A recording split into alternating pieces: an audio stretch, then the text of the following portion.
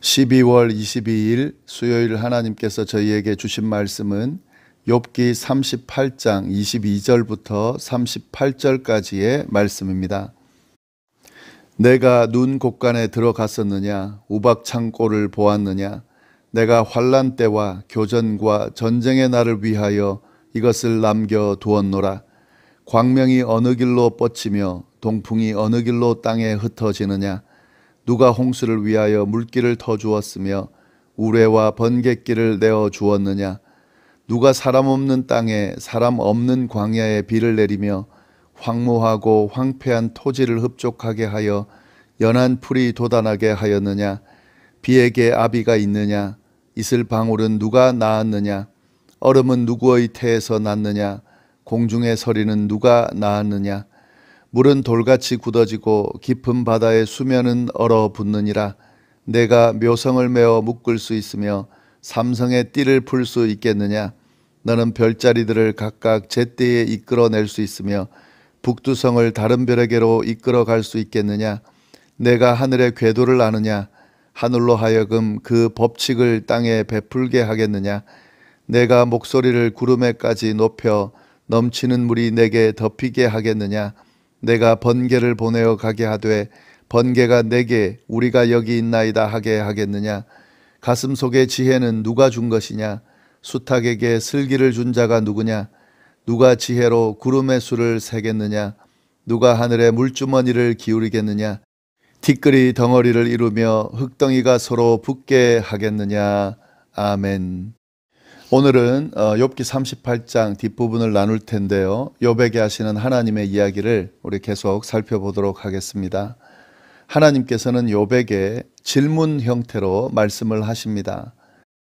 하나님의 섭리에 대한 질문인데요. 욥에게 질문을 하지만 사실 그 질문을 통해서 욥을 깨닫게 하기 위해서 하나님께서 그렇게 말씀을 하시는 겁니다.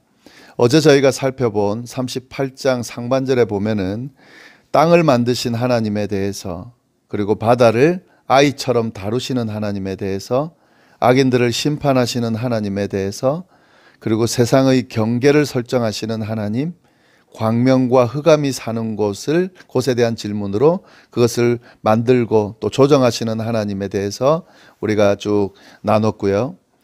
오늘 함께 나눌 말씀 저희가 한번 보겠습니다. 또 어떤 말씀을 하나님이 하시는지 먼저 22절부터 24절 말씀을 보시면 내가 눈 곳간에 들어갔었느냐? 우박 창고를 보았느냐?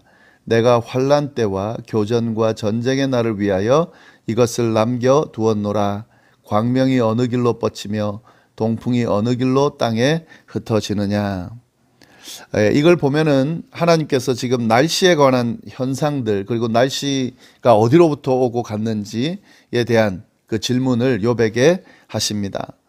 먼저 이 하늘에 있는 눈 창고를 너가 봤냐? 우박 창고에 들어가는 것을 봤냐? 하는 질문을 하십니다. 눈에도 창고가 있고 우박에도 창고가 있다는 표현으로 그렇게 지금 이야기를 하고 계시는데요. 하나님은 지금 이 눈과 그리고 우박들을 이 창고에다가 보관하신다 하는 이야기를 지금 하는 거죠. 왜냐하면은 이 환난과 전쟁의 날에 사용하기 위해서 보관하시는데 너가 그걸 봤냐라고 물으십니다.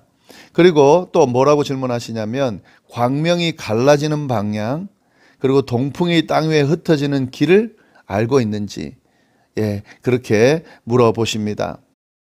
결국 이 말씀은 눈, 우박, 광명, 동풍, 이거 날씨 현상이죠. 이런 날씨 현상에 대해서 어디로 오고 어디로 가는지, 또 이런 것들을 욥이 알고 있는지 물어보는 거죠. 당연히 욥은 대답할 수 없죠. 왜냐하면 모르기 때문에요. 이 자연 현상이 어떻게 돌아가는지는 볼 수는 있습니다. 눈도 볼 수 있고 우박도 볼 수 있고 광명도 볼 수 있고 동풍도 볼 수는 있습니다만은, 그러나 그것이 어디로부터 와서 어떻게 진행되는지는 모르죠. 당연하죠. 이건 욥의 일이 아니라 하나님의 일이기 때문에 하나님이 하시는 일을 욥이 알 수가 없죠. 욥은 이런 하나님의 질문을 받으면서 하나님이 이 날씨를 주관하는 분이라는 사실을 깨닫게 됩니다. 그리고 25절 말씀 보시면 누가 홍수를 위하여 물길을 터주었으며 우레와 번개의 길을 내주었느냐. 예, 이것도 이 홍수 그리고 우레와 번개, 이거 하나님이 주관하신다는 이야기인데, 지금 이 질문은 이 홍수와 그 우레와 번개를 하나님이 통제하신다는 이야기를 하고 있습니다. 무슨 말이냐면 이 홍수하고 그리고 번개와 우레, 이건 이제 생명체들에게 피해를 끼치는 거죠. 그런데 이것을 하나님께서 움직이신다는 거죠. 하나님이 지시하는 방향으로만 움직이도록 되어 있기 때문에 세상을 위협은 하지만 어느 정도 이상의 위협이 되지는 못한다는 거죠. 이 말은 결국에는 날씨를 주관하시는 하나님, 홍수와 우레와 번개의 길을 만드시는 하나님, 이 모든 것들을 통제하시는 하나님이라는 겁니다. 왜 이 말씀을 하시냐면 욥은 지금 이 세상이 혼돈 가운데 있다. 이 질서와 법칙이 사라져서 혼돈으로 가득 차 있다. 이렇게 지금 하나님 앞에 탄원하면서 이야기를 했는데 하나님이 그에 대해서 정확하게 지적하시면서 그것이 틀렸다는 것을 말씀해 주시는 거죠. 하나님은 이 세상을 직접 운행하시고 질서를 만드시고 땅을 이렇게 통제하시면서 생명들이 살 수 있도록 이끄신다 하는 사실을 이야기해 주고 있습니다. 우리가 이 부분을 좀 잘 볼 필요가 있습니다. 지금 우리가 하나님 앞에 어떤 질문들을 할 때에 하나님 왜 이런 것들이 제대로 진행되지 않고 억울하게 약자들이 또 이 핍박을 당하고 또 이런 힘들고 어려운 사람들, 의인들이 이런 심판을 당하고 악인들이 저렇게 잘 됩니까? 하나님이 전혀 이 질서에 관여하지 않는 것 아닙니까? 이렇게 이야기하지만 사실은 그것보다 좀 더 크게 볼 필요가 있습니다. 물론 그 부분에 대한 하나님 앞에 질문할 수는 있고 또 그 답이 올 때까지 하나님 앞에 요청할 수는 있지만 그 이야기를 할 때에 그런 생각을 하고 하나님 앞에 탄원할 때에 좀 더 크게 볼 필요가 있습니다. 이 모든 세상을 하나님이 질서 있게 움직이기 때문에 사실은 그 질서 안에서 우리가 안전하게 살아갈 수 있는 거죠. 모든 생명체들이 또 이 세상 자체가 파괴되지 않고 지금 잘 돌아가고 있는 겁니다. 하나님은 세상을 질서 가운데 지금 운행하고 계세요. 그 가운데서 우리에게 일어나는 일들도 사실은 운행하고 계십니다. 그런 하나님의 질서 안에서 이 세상이 움직인다는 그런 관점으로 이걸 우리에게 일어나는 현상들과 또 주변을 바라볼 때에 이게 하나님 중심의 사고방식을 가질 수 있고 또 하나님 중심의 그런 깨달음과 또 하나님 중심의 삶을 살아갈 수 있는 것이지, 이걸 전혀 생각하지 않고 모든 것을 무질서하게 보면서 눈앞에 보이는 현상 몇 가지를 가지고 하나님에 대해서 평가하고 하나님이 운행하시는 이 세상을 평가하면 문제가 될 수 있다는 거죠. 지금 욥에게 하나님이 그 이야기를 하고 계십니다. 이 뒷부분 이야기도 마찬가지예요. 26절부터 27절 보시면 누가 사람 없는 땅에 사람 없는 광야에 비를 내리며 황무하고 황폐한 토지를 흡족하게 하여 연한 풀이 돋아나게 하였느냐. 하나님은 심지어 사람이 살지 않는 곳에도 비를 내리시는 분이라는 겁니다. 이 이야기는 결국에는 욥이 지금 인간 중심의 생각을 갖고 지금 질문하지만 그렇지 않다는 거죠. 사람이 살지 않는 곳에도 비를 내리신다는 것은 사람이 아닌 이 땅에 있는 다른 동물을 위해서도 비를 내리시고 세상을 운행하고 계신다. 하나님 중심으로 이 세상을 통제하고 운행하고 보호하시고 인도하신다는 사실을 지금 이야기해 주고 있습니다.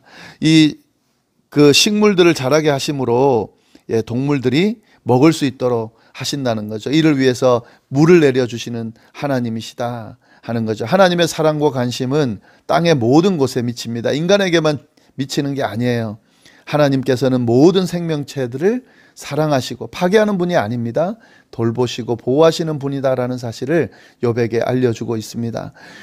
이 하나님의 말씀을 통해서 욥의 이야기를 다시 보면 욥이 지극히 인간 중심으로 또 자기 중심으로 하나님 앞에 이 모든 것들을 평가하고 탄원했다는 것을 알 수가 있습니다. 그러니까 자기만, 인간만 통제하시고 인간만 보호하시는 하나님, 그리고 인간이 인간의 이 현상들을 봤을 때에 이 현상들을 통제하지 않으시는 하나님, 이렇게 이야기했는데 그렇지 않다는 거죠. 인간뿐만 아니라 모든 자연 생명체를, 모든 자연을, 모든 이 피조물들을 하나님께서 관리하시고 보호하시고 돌보신다 하는 사실을 지금 알려주고 있습니다. 예, 계속해서 또 이야기를 하는데요. 28절부터 30절 보시면은 비에게 아비가 있느냐, 이슬방울은 누가 낳았느냐, 얼음은 누구의 태에서 났느냐, 공중의 서리는 누가 낳았느냐, 물은 돌같이 굳어지고 깊은 바다의 수면은 얼어붙느니라. 예, 마찬가지죠. 비, 이슬, 얼음, 서리, 예, 이 주인이 누구냐는 거죠. 예, 그 주인이 하나님이시라는 사실을 욥에게 알려주고 있습니다. 비에게 아버지가 있으며 이슬방울, 얼음, 서리를 누가 낳았는지 욥에게 물어보는데 결국에는 이건 뭐 욥은 모르죠. 이것들을 주관하시는 분, 만드신 분이 하나님이라는 사실을 이야기해주고 있습니다. 네, 결국 이 모든 것들을 통해서 물을 공급하시는 하나님, 이 세상을 통치하시고 다스리시는 하나님에 대해서 소개하고 있습니다. 31절부터 32절도 보시면은 내가 묘성을 메어 묶을 수 있으며 삼성의 띠를 풀 수 있겠느냐? 너는 별자리들을 각각 제때에 이끌어낼 수 있으며 북두성을 다른 별에게로 이끌어갈 수 있겠느냐? 내가 하늘의 궤도를 아느냐? 하늘로 하여금 그 법칙을 땅에 베풀게 하겠느냐? 예, 이 땅뿐만 아니라 그리고 바다뿐만 아니라 날씨, 자연, 또 이 물, 이것뿐만 아니라 하나님이 뭐까지 통제하시냐면 하늘도 통제하신다는 거죠. 하늘의 규칙을 정해서 그걸 운행하신다 하는 거죠. 욥에게 하나님이 질문하시죠. 묘성, 삼성, 이 별들이죠. 이런 별들을 풀고 묶을 수 있는지 물어보세요. 당연히 모르죠. 이것은 뭐냐면 하나님이 이 별들을 묶고 풀며 하늘의 규칙을 이렇게 운행하시면서 모든 것들을 질서 있게 움직여 가신다 하는 거죠. 네, 별자리뿐만 아닙니다. 34절, 35절 보시면 내가 목소리를 구름에까지 높여 넘치는 물이 내게 덮이게 하겠느냐. 내가 번개를 보내어 가게 하되 번개가 내게 우리가 여기 있나이다 하게 하겠느냐. 네, 이 말씀은 하늘의 별뿐만 아니라 구름과 번개도 하나님이 다스린다 하는 이야기죠. 목소리를 구름에까지 높여 넘치는 물이 내게 덮이게 한다는 말은 이렇게 비를 내리게끔 할 수 있느냐 하는 거죠. 번개를 오게 하고 가게 하고 이렇게 할 수 있느냐 하는 거죠. 그렇지 않죠. 이건 근데 하나님이 하신다는 거예요. 그리고 이 뒤에 보면은 36절부터 38절 보시면은 가슴 속의 지혜는 누가 준 것이냐, 수탉에게 슬기를 준 자가 누구냐, 누가 지혜로 구름의 수를 세겠느냐, 누가 하늘의 물주머니를 기울이겠느냐, 티끌이 덩어리를 이루며 흙덩이가 서로 붙게 하겠느냐. 여기서 가슴이라고 하는 이 단어는 따오기를 이야기한답니다. 그러니까 이 나일강에, 이집트 나일강에 범람을 알려주는 새가 있는데 그게 따오기인데 이 가슴이라고 번역을 했어요. 따오기와 유사한 그런 새라는 걸 좀 아시면 좋겠고요. 특별히 나일강의 범람을 알려주는 그런 새다 하는 거고요. 수탉은 비가 오는 것을 알려주는 동물로 유명합니다. 그러니까 지금 따오기하고 수탉에게 지혜를 누가 줬느냐라고 물으시는 건 결국 뭐냐면 이 계절의 변화, 특히 비가 오냐 아니냐, 강이 범람하냐 아니냐 하는 이 지혜를 누가 알려줬냐는 거죠. 하나님이 알려줬겠죠, 당연히. 하나님께서 이렇게 지혜를 주셔서 이런 그 동물들을 통해서 자연의 움직임들을 또 알게 하시고 깨닫게 하신다 하는 이야기를 하고 있습니다. 결국에는 이 모든 것들이 하나님의 통제 안에 있다는 이야기를 하는 거죠. 결국에 이 모든 것들을 하나님이 통제하시면서 어떻게 하신다는 거예요? 질서 있게 운행하신다 하는 겁니다. 이 말씀은 결국 욥이 했던 이야기에 대해서 답변이 되는 거죠. 또 욥이 했던 잘못을 지적하고 있는 거죠. 욥은 이 세상이 무질서하다고 지금 이야기를 했습니다. 그리고 하나님이 이 무질서한 세상을 그냥 내버려 둔다고 이야기했습니다. 그러나 그렇지 않습니다. 하나님은 이 세상 모든 것을 지금 다스리시고 운행하시며 관장하시면서 질서 가운데 지금 운행해 가십니다. 이 섭리, 이것이 하나님의 섭리고 이 모든 섭리 안에서 이것이 움직이고 있다는 사실을 욥이 깨달으라고 이 하나님이 이야기하고 계신 거죠. 결국 이 말씀은 우리에게도 하시는 말씀입니다. 여기서 우리가 정말 꼭 봐야 되는 것은요, 이 모든 것들을 하나님이 이야기하시면서 하나님 중심으로 이 모든 세상이 돌아가고 있다는 사실을 알려주세요. 아까 제가 뭐라 말씀드렸습니까? 욥이 자기 중심적으로, 인간 중심적으로 이 세상이 어떻게 움직이는지를 자꾸 생각한다 그랬습니다. 그러면 질문이 생기죠. 의문이 생기죠. 문제가 분명히 있다고 봐지죠. 왜냐하면 자기 중심으로 세상은 돌아가지 않거든요. 그런데 자기 중심으로 세상을 바라보면서 그렇게 막 억지 주장을 하고 그렇게 이 세상을 바라보고 그렇게 질문하고 하면은 분명히 답이 없을 뿐만 아니라 이해되어지지 않는 부분이 생기게 되어 있습니다. 문제가 생기게 되어 있습니다. 그러나 하나님께서 이 모든 세상을 운행하시고 하나님이 통제하시고 하나님이 질서 가운데 이끌어 가신다는 섭리를 이해하고 바라보면은 이 세상이 하나님의 질서 가운데 있다는 사실을, 때로는 내가 이해하지 못하는 일들이 있어도 그 질서 안에 움직인다는 사실을 믿고 바라볼 수 있게 되는 거죠. 이 부분이 굉장히 중요합니다. 모든 인간은 자기 주장, 자기 중심적으로 생각하고 펼치고 막 사람들에게 자기 주장을 억지로 강요하고 이렇게 해요. 그것이 자기에게는 옳지만 다른 사람에게 옳지 않은 경우도 있습니다. 그렇기 때문에 우리 신앙인들은 하나님의 관점에서 볼 필요가 있습니다. 하나님의 관점에서 이 세상도 바라보고 또 이 세상의 부조리도 바라보고 내 인생도 바라보고 내 앞길도 바라보고 이 모든 창조물들도 바라보고 이렇게 바라보면 하나님의 섭리 가운데 다 움직인다는 사실을 우리가 알게 되고요. 때로는 이해되지 않는, 때로는 좀 억울하게 느껴지는, 때로는 탄식이 나오는 것들도 할 수 있죠. 우리가 이해되지 않기 때문에. 그러나 그 모든 것들을 하나님의 섭리 안에서 답을 찾아가고 풀어가고 그렇게 또 이끌어갈 수 있게 된다 하는 거죠. 이 부분을 우리가 좀 잘 이 하나님의 음성을 통해서 듣고 좀 깨달을 필요가 있겠습니다. 기도하겠습니다. 하나님 아버지 감사합니다. 하나님께서 하시는 말씀 안에서 이 세상을, 또 우리의 삶을, 우리의 모습을 바라보게 됩니다. 하나님, 우리의 관점, 인간의 관점이 아니라 하나님의 관점으로 이 세상을 바라보고 하나님의 관점으로 이해하고 하나님의 관점 안에서 우리의 삶을 살아가고 또 모든 것들을 해나갈 수 있는 우리가 될 수 있도록 인도하여 주옵소서. 함께하여 주시기를 간절히 바라고 살아계신 예수님의 이름으로 기도드립니다. 아멘.